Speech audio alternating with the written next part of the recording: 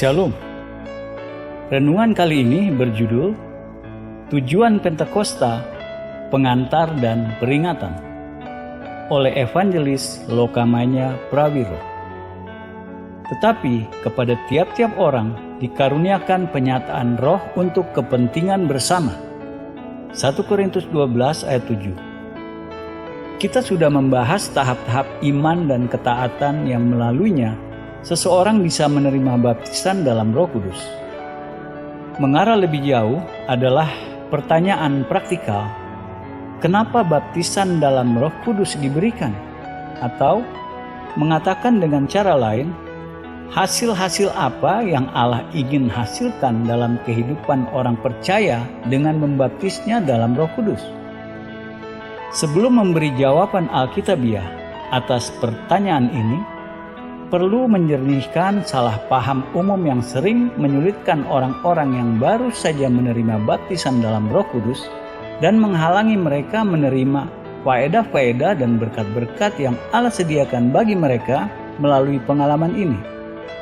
Hal pertama yang perlu ditekankan adalah, dalam kehidupan orang percaya, Roh Kudus tidak pernah bertindak sebagai diktator.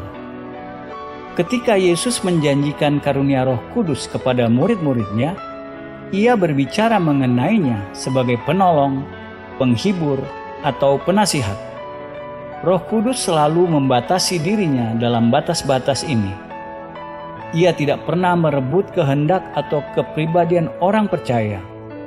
Ia tidak pernah memaksa orang percaya melakukan apa saja yang berlawanan dengan kehendak atau pilihan orang percaya. Roh Kudus juga disebut Roh Kasih Karunia. Ibrani 10 ayat 29. Ia terlalu ramah untuk memaksakan dirinya atas orang percaya atau memaksakan caranya dalam kepribadian orang percaya di mana ia tidak diterima sebagai tamu yang disambut. Paulus menekankan kemerdekaan yang datang dari Roh Kudus. Sebab Tuhan adalah Roh, dan di mana ada Roh Allah, di situ ada kemerdekaan. 2 Korintus 3 ayat 17. Paulus mengontras kemerdekaan orang Kristen yang dibaptis Roh dengan perbudakan Israel di bawah hukum Musa, dan ia mengingatkan orang-orang Kristen, sebab kamu tidak menerima roh perbudakan yang membuat kamu menjadi takut lagi.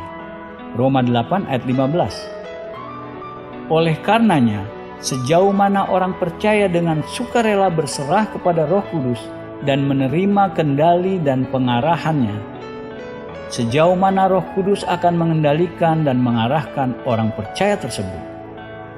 Yohanes Pembaptis berkata, karena Allah mengaruniakan rohnya dengan tidak terbatas. Yohanes 3 ayat 34.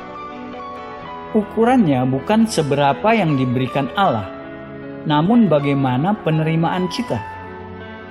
Kita bisa memiliki Roh Kudus sebanyak yang kita mau, namun untuk menerimanya, kita harus secara sukarela berserah kepadanya dan menerima kendalinya.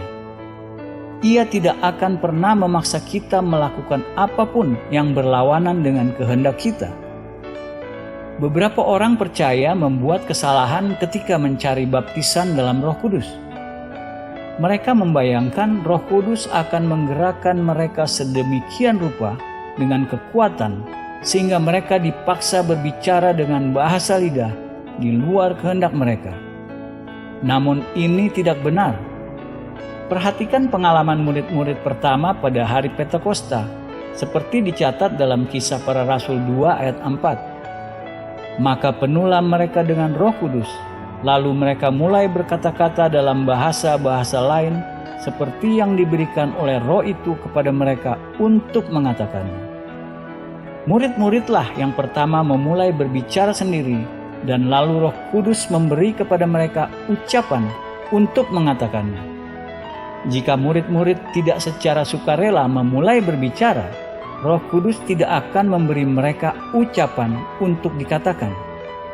Ia tidak akan memaksakan ucapan kepada mereka tanpa kerjasama sukarela mereka.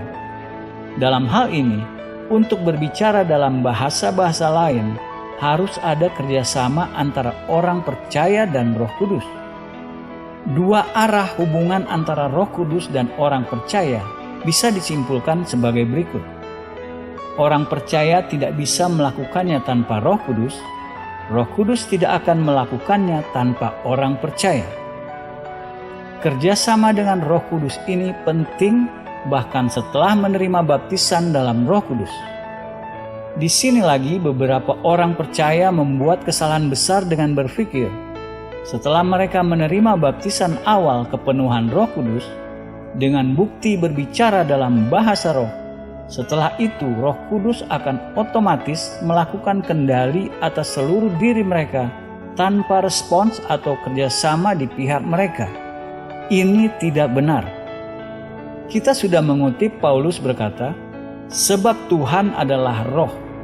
2 Korintus 3 ayat 17. Roh Kudus adalah Tuhan, sepenuhnya seperti Allah Bapa dan Allah Anak. Namun ia seperti Bapa dan Anak menunggu orang percaya mengakui ketuhanannya.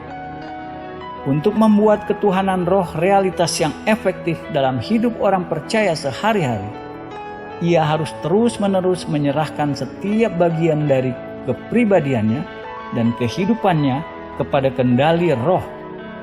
Dibutuhkan iman, kekudusan atau pengabdian dan doa untuk menjaga kepenuhan dalam roh seperti ketika orang percaya menerima kepenuhan awal. Baptisan dalam Roh Kudus bukan tujuan akhir pengalaman orang Kristen. Jalan pintu awal mengarah ke dalam alam baru kehidupan Kristen. Setelah masuk melalui jalan pintu ini, setiap orang percaya memiliki tanggung jawab pribadi untuk maju dengan iman dan tekad dan mengeksplorasi bagi dirinya semua potensi-potensi alam baru ini yang ia masuki. Orang percaya yang gagal menyadari dan mengaplikasikan kebenaran ini akan mendapatkan hanya sedikit faedah-faedah atau berkat-berkat yang Allah inginkan baginya melalui baptisan dalam Roh Kudus. Orang percaya seperti ini menjadi batu sandungan yang mengecewakan dirinya dan orang-orang Kristen lainnya. Ini mengarahkan kita ke salah paham lain yang harus dijernihkan. Pembelajaran mengenai Perjanjian Baru menjelaskan Allah sudah menyediakan pemeliharaan penuh bagi setiap keperluan orang percaya dalam setiap bagian dari dirinya dan dalam setiap aspek dari pengalamannya. Sebagai bukti, kita bisa mengutip 2 ayat dari Perjanjian Baru. Dan Allah sanggup melimpahkan segala kasih karunia kepada kamu, supaya kamu senantiasa berkecukupan di dalam segala sesuatu dan malah berkelebihan di dalam pelbagai kebajikan. 2 Korintus 9 ayat 8. Karena kuasa ilahinya telah menganugerahkan kepada kita segala sesuatu yang berguna untuk hidup yang saleh oleh pengenalan kita akan Dia yang telah memanggil kita oleh kuasanya yang mulia dan ajaib. 2 Petrus 1 ayat 3. Ayat-ayat ini mengungkapkan bahwa kombinasi kasih karunia dan kuasa Allah melalui pengetahuan akan Yesus Kristus menyediakan pemeliharaan penuh bagi setiap keperluan orang percaya. Tidak ada keperluan yang Allah belum sediakan, yakni pemeliharaan sempurna melalui Yesus Kristus. Jika kita memikirkan seluruh pemeliharaan Allah bagi orang percaya, kita menemukan ada berbagai jenis berlipat ganda pemeliharaan. Satu bagian pemeliharaan Allah bukan pengganti untuk bagian lain. Di sini begitu banyak orang percaya membuat kesalahan serius. Mereka mencoba membuat satu bagian pemeliharaan Allah menjadi pengganti untuk bagian lain. Namun Allah tidak pernah menginginkannya seperti itu dan karenanya tidak menghasilkan apa-apa. Sebagai contoh praktikal pemeliharaan Allah bagi orang percaya, bisa kita baca dari daftar Paulus mengenai persenjataan rohani. Paulus berkata, "Kenakanlah seluruh perlengkapan senjata Allah, supaya kamu dapat bertahan melawan tipu muslihat iblis." Efesus 6 ayat 11. Dan lagi, Sebab itu ambillah seluruh perlengkapan senjata Allah. Ayat 13. Dalam dua ayat ini, Paulus menekankan bahwa untuk mendapatkan perlindungan penuh, orang Kristen harus mengenakan seluruh perlengkapan senjata Allah, bukan hanya sebagian. Dalam 4 ayat selanjutnya, Paulus menyebutkan satu demi satu 6 perlengkapan senjata Allah. 1. Berikat pinggangkan kebenaran, dan 2. Berbaju sirahkan keadilan, 3. Kakimu berkasutkan kerelaan untuk memberitakan Injil damai sejahtera, 4. Dalam segala keadaan pergunakanlah perisai iman, 5. Terimalah ketopong keselamatan, dan 6. Pedang roh, yaitu firman Allah.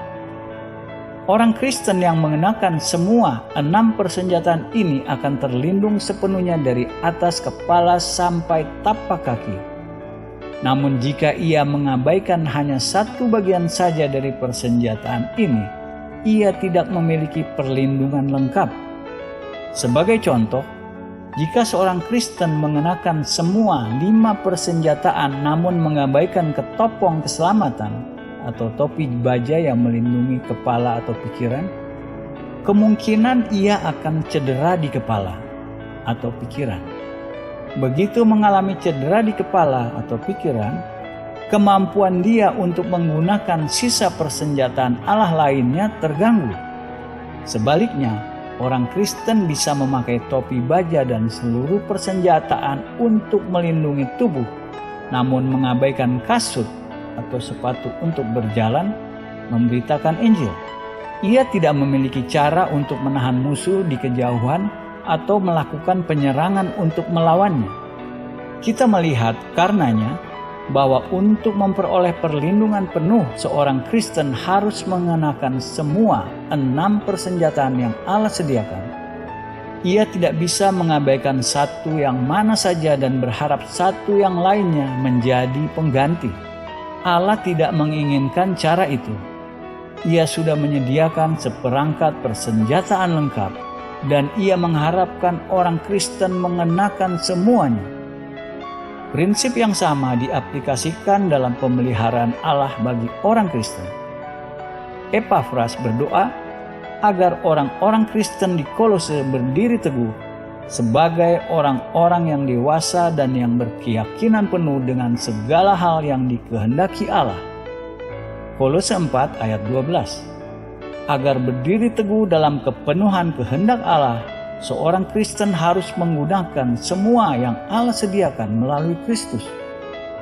Ia tidak bisa mengabaikan bagian manapun dari seluruh pemeliharaan Allah, lalu mengharapkan beberapa bagian lainnya menjadi pengganti untuk yang ia abaikan. Namun di titik ini, begitu banyak orang Kristen tersesat dalam pikiran mereka. Secara sadar atau tidak, mereka beralasan karena mereka sudah menggunakan sebagian dari pemeliharaan Allah bagi mereka. Mereka tidak perlu risau mengenai bagian-bagian lain yang mereka abaikan.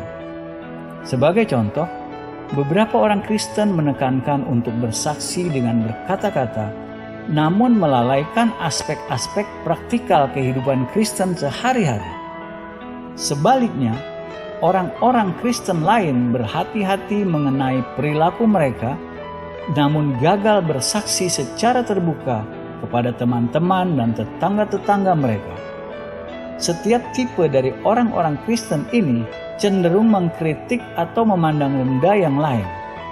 Namun keduanya sama-sama salah. Kehidupan Kristen yang baik bukan pengganti bersaksi melalui berkata-kata. Di lain pihak, bersaksi melalui berkata-kata bukan pengganti untuk kehidupan Kristen yang baik. Allah mensyaratkan keduanya. Orang percaya yang mengabaikan yang mana saja tidak sempurna dalam kehendak Allah. Banyak contoh serupa lainnya bisa dikutip.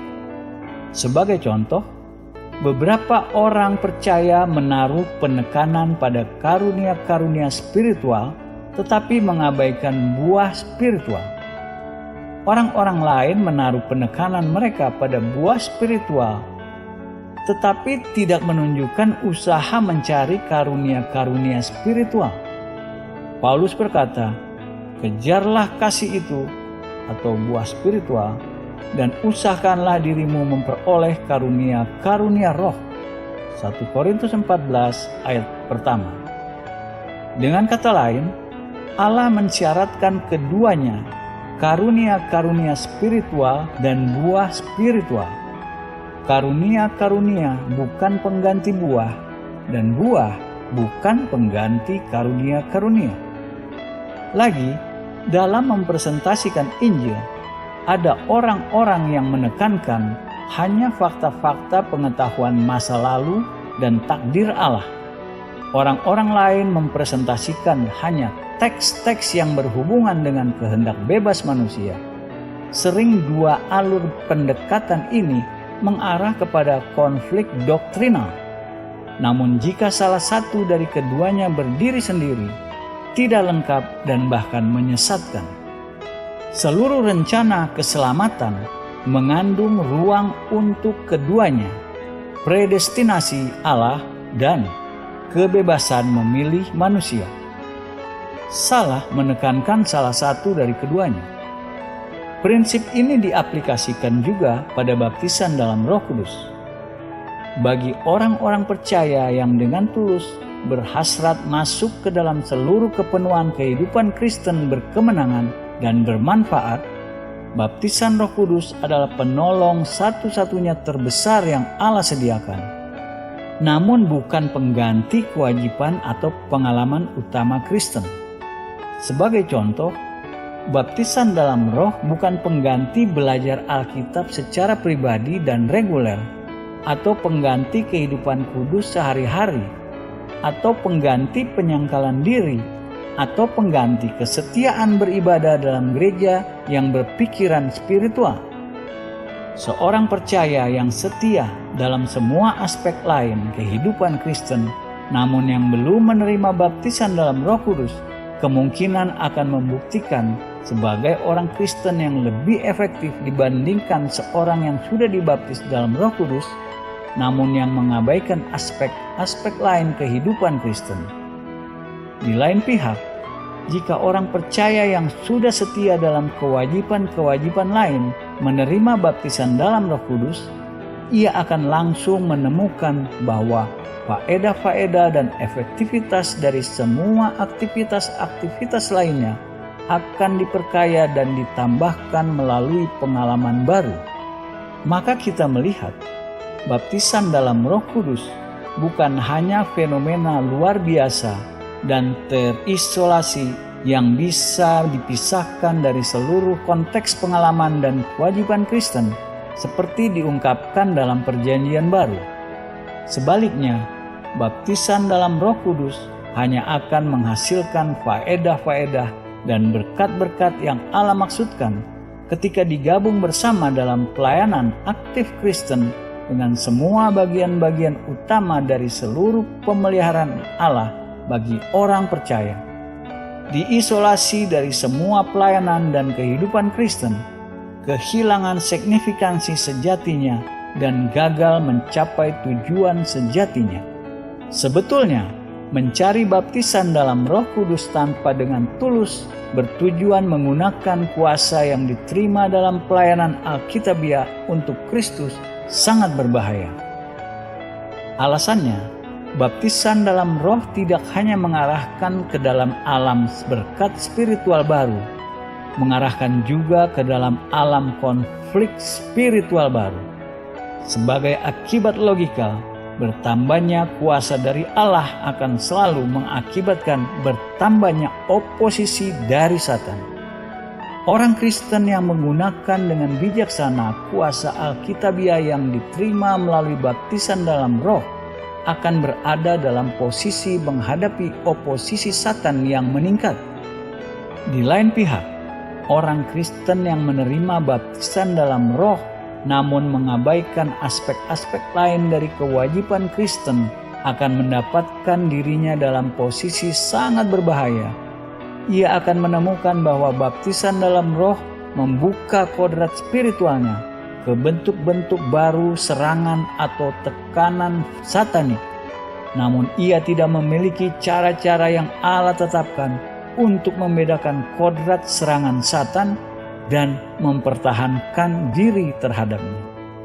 Cukup sering seorang Kristen mendapatkan pikirannya diserang oleh suasana keraguan yang aneh, atau ketakutan atau depresi, atau ia diperhadapkan dengan pencobaan moral atau spiritual yang ia belum pernah alami sebelum menerima baptisan dalam Roh.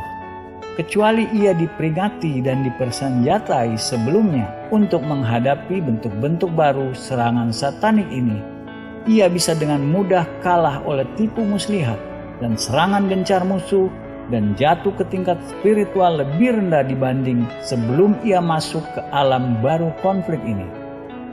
Kehidupan Yesus memberi gambaran kebenaran ini. Pada baptisannya di Sungai Yordan, Roh Kudus turun ke atasnya dalam bentuk burung merpati dan tinggal dengannya. Setelah itu, Roh Kudus membawanya ke pertempuran pribadi dengan Satan. Yesus yang penuh dengan Roh Kudus kembali dari Sungai Yordan, dibawa oleh Roh Kudus ke padang gurun. Di situ ia tinggal 40 hari lamanya dan dicobai iblis. Lukas 4 ayat 1 dan 2. Lukas menekankan pada titik ini Yesus dipenuhi dengan Roh Kudus. Ini alasan ia didorong masuk ke dalam konflik dengan setan dalam pelayanannya. Dalam 11 ayat selanjutnya, Lukas mencatat bagaimana Yesus menghadapi dan mengalahkan 3 pencobaan Satan. Ia menyimpulkan, dalam kuasa Roh kembalilah Yesus ke Galilea. Lukas 4 ayat 14. Perhatikan frasa baru yang Lukas gunakan di sini. Dalam kuasa Roh. Ketika Yesus pergi ke padang gurun, ia sudah dipenuhi dengan Roh. Namun ketika ia kembali dari padang gurun, ia datang dalam kuasa Roh. Ini mempresentasikan tingkat pengalaman spiritual lebih tinggi. Kuasa penuh Roh Kudus sekarang bisa dengan bebas tersedia baginya untuk digunakan dalam pelayanannya yang ditetapkan Allah. Bagaimana ia masuk ke dalam tingkat pengalaman lebih tinggi? Dengan menghadapi dan mengalahkan Satan muka dengan muka. Lebih jauh, dalam mengalahkan Satan, Yesus menggunakan satu senjata dan hanya satu, pedang Roh, yaitu firman Allah. Efesus 6 ayat 17. Setiap kali Satan mencobainya, Yesus menjawabnya dengan frasa, sebab tertulis. Ia menghadapi Satan dengan mengutip firman tertulis Allah. Melawan senjata ini, Satan tidak memiliki pertahanan. Bagian pengalaman Yesus ini adalah pola bagi semua mereka yang mengikutinya ke dalam kehidupan dan pelayanan yang dipenuhi Roh.